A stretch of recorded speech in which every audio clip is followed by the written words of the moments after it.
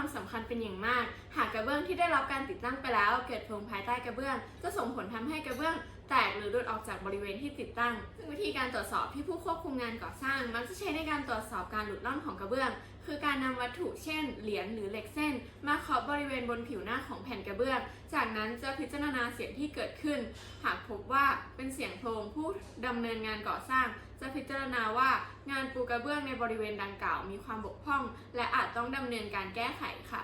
ซึ่งวิธีการตรวจสอบดังกล่าวจำเป็นต้องใช้ทักษะและประสบการณ์เฉพาะบุคคลของผู้ควบคุมงานก่อสร้างซึ่งอาจทำให้ผลการจำแนกเสียงขาดความถูกต้องและแม่นยำได้ค่ะ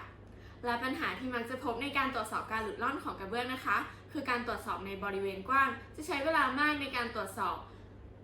และผลการจำแนกเสียงที่ได้จากการเคาะอาจมีความผิดพลาดในการแปลผลค่ะสิ่งใหม่ที่ค้นพบนะคะหุ่นยนต์ตรวจสอบคุณภาพของการปูกระเบื้องโดยใช้คลื่นความถี่เสียงที่จะทำให้การตรวจสอบคุณภาพของการปูกระเบื้องแม่นยำเป็นมาตรฐานและประหยัดเวลามากขึ้นค่ะขั้นตอนและวิธีการทำ 1. ศึกษาและจัดเตรียมอุปกรณ์ 2. ประกอบโครงสร้างของหุ่นยนต์โดยใช้เทป 93M ติดกับแบตลิโพและเชื่อมต่อสายสีแดงขั้วบวกเข้าที่ power switch สำหรับเปิดปิด on off 3. ติดตั้งชุดบังคับการเคลื่อนที่จากบอร์ด Arduino Uno R3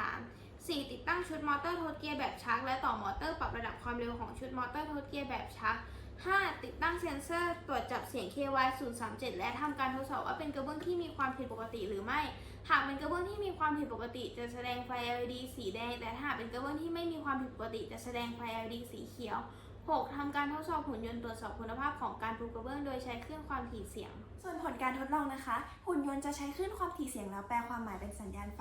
โดยเริ่มต้นจากบอร์ดตัวแปลงรับข้อมูลของรีโมทบังคับหุ่นยนต์แล้วทำการตรวจสอบว่ามีการบังคับหรือไม่ ถ้าหากมีจะเคลื่อนที่ตามคำสั่ง ถ้าหากไม่มีจะกลับไปรับข้อมูลใหม่ที่จุดเริ่มต้นค่ะ เมื่อเริ่มต้นตรวจสอบเสียงจากเซ็นเซอร์ KY037 ว่ามีความผิดปกติหรือไม่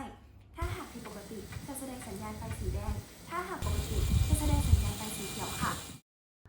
จุดเด่นของหุ่นยนต์ตรวจสอบคุณภาพของการปูกระเบื้องโดยใช้คลื่นความถี่เสียงดีนะคะ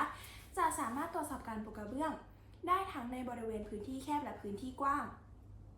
ได้ในเวลาอันรวดเร็วและแม่นยำค่ะ ประโยชน์นะคะ